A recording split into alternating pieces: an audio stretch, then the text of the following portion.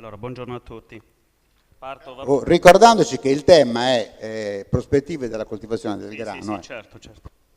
Allora, vabbè, giusto per iniziare all'inizio, non condivido, vabbè, quello che ha detto lei poc'anzi, perché non è vero. Teniamo conto che un po' la stampa, per come ha un po', voglio dire, strumentalizzato tutta quella che è la parte di questi giorni. Tutti i giornali e tutti i telegiornali, certo. nazionali, Sì, certo. regionali, di destra, di sinistra, dell'iperuranio e del sottofondo anche. Certo, solo che poi, vabbè, i dati che poi appaiono dai giornali chiaramente non voglio dire, equivalgono a quelli che non è con la realtà. Vabbè, io parto dall'inizio, quello che ha detto lei stesso. La Sardegna non produce niente. Secondo noi e secondo me non è proprio così, perché se è vero che comunque in Sardegna la produzione agricola è il 30%, poi anche qui possiamo giocare con i dati, perché ognuno un po' li porta a favore di come vuole i dati, o da una parte o dall'altra. Quindi io credo che comunque un 30% del PIL della Sardegna non è che sia da sottovalutare. Certo, cosa diversa da quella che è la situazione italiana, dove dati del Ministro ci dice che l'agricoltura incide per il 2% sul PIL e il 4% sull'occupazione. Certo che appare difficile lì andare, voglio dire, incidere in quelle che possono essere le risorse disponibili. Voglio dire, noi infatti questi giorni, per tornare un po' al discorso di quello che voglio dire, l'attualità, abbiamo infatti, chiedo perché credo che ci sia una crisi, come qualcuno già ha detto poc'anzi, sicuramente degli ultimi 30 anni. Noi diciamo che in primis va dichiarato comunque lo stato di crisi in agricoltura, sia che per la parte dell'agrozootecnico, ma sia soprattutto anche per la parte cerealicola. Qui condivido, vabbè, anche con l'esponente dell'assessorato, dove dice che si deve andare con delle strategie condivise. È quello che chiediamo anche noi, soprattutto per se davvero si tiene a quelli che sono i problemi agricoli. Qui, almeno nel caso specifico dell'agricoltura e della cerealicoltura in questo caso, credo che sia comunque un problema strutturale, non è solo un problema, diciamo così, di emergenza. E qui sicuramente bisogna intervenire strutturalmente. Io ho segnato solo alcuni dati. Allora, ci sono dei dati, vabbè, preciso, che sono stati presi da quello che è il piano faunistico della provincia del Medio Campidano, dove si dice che comunque Sardara in particolare ha 3.590 ettari di seminativi.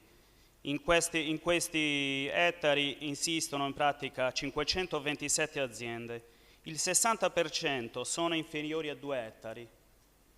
Il 30%, intorno al 30% sono quindi aziende da 5 ettari a 20 ettari.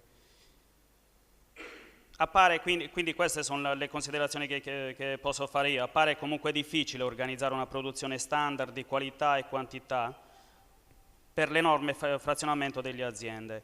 Tenendo conto che Sardara, vabbè, rappresenta in rappresentativa della provincia del Medio Campidano intorno al 4%, questo riferito ad abitanti, a superficie e ad aziende. Però Sardara, rispetto agli altri comuni del Medio Campidano, incide come produzione del grano del 7%, che quindi equivale appunto ad abitante, vuol dire che per ogni abitante ci sono 30 aree coltivate a grano rispetto ai 20 di quello che è la media provinciale. Io dico però Sardara sicuramente rispetto ad altri ha solo una monocoltura che è del grano, quindi con oltre il 40% di grano. Ecco che sicuramente sta soffrendo in questo periodo sicuramente più degli altri. Un altro dato, quelli che possono essere, vabbè, quelle che può essere la prospettiva legata a quello che è il grano, o la leghiamo a una produzione con varietà certificate, indirizzate, quindi a una produzione di una semola di qualità per la produzione di pani tipici, esempio il civraggio che si produce qui nel Campidano, o il carasau, o anziché anche la pasta, però, e lo leghiamo davvero a certificare tutta la filiera. Noi diciamo soprattutto con la ricaduta a tutte quelle che sono le parti della filiera, che non sia come succede anche per il latte, dove quando c'è da perdere perdono gli allevatori, quando c'è da guadagnare guadagnano gli industriali o quelle che sono le altre parti. Anche qui chiaramente vorremmo legarli con gli accordi masseri fatti con quelli che possono essere le organizzazioni dei produttori, i molini, i pastai e i panificatori, però dove ognuno poi contasse realmente e ottenesse il giusto reddito di quello che è la, voglio dire, la percentuale di apporto che ha in quella filiera e che venga davvero riconosciuta a tutti quei passaggi. Lì noi infatti una cosa che poi stiamo chiedendo anche in quelle che sono le piattaforme di questi giorni che abbiamo presentato anche sia all'assessorato sia quello che è la politica, andremo a presentare lunedì anche al Ministro, lì noi legheremo quello che è un po' anche credo che il buon progetto della provincia del Medio Campidano, ma allargarla a quello che possono essere anche incentivare la produzione di cereali, non solo di leguminose, e quindi decidere di utilizzare questi terreni a vocazione cerealicola, utilizzarli e farli soprattutto coltivare, perché quello che stiamo noi dicendo ormai da mesi, da anni, che ormai le campagne si stanno spopolando, quindi nessuno sta andando più neanche a produrre. Poi voglio dire alcuni dati della CIA Sardara. A Sardara appunto su 527 aziende 200 risultano appunto associate alla CIA. Di queste ce ne sono la metà che producono solo cerealicoli, quindi solo produzioni cerealicole. 100 sono altre invece che hanno, visto che comunque avevano una buona vocazione sia per viti, per frutteti e altre produzioni che però ormai sono abbastanza rare. Di queste tengo sempre a sottolineare che solo 32 sono con superfici superiori a 5 ettari, quindi chiaramente un dato sicuramente che porta un po' a, voglio dire, un ulteriore appesantimento di quello che è la prospettiva dell'agricoltura. Ci tengo a sottolineare che comunque è un dato molto rappresentativo perché comunque ripercuote quello che è la realtà della provincia.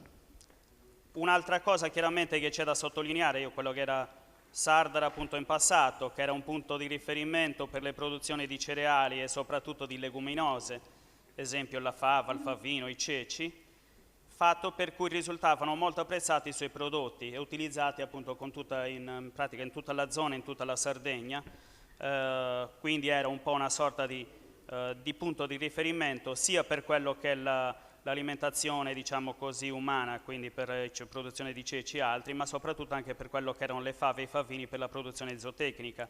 Oggi è praticamente scomparsa, quindi io credo che bisogna con questi dati iniziare un po' a capire che cosa può essere la prospettiva della realtà appunto cerealicola in Sardegna, in particolare a Sardara.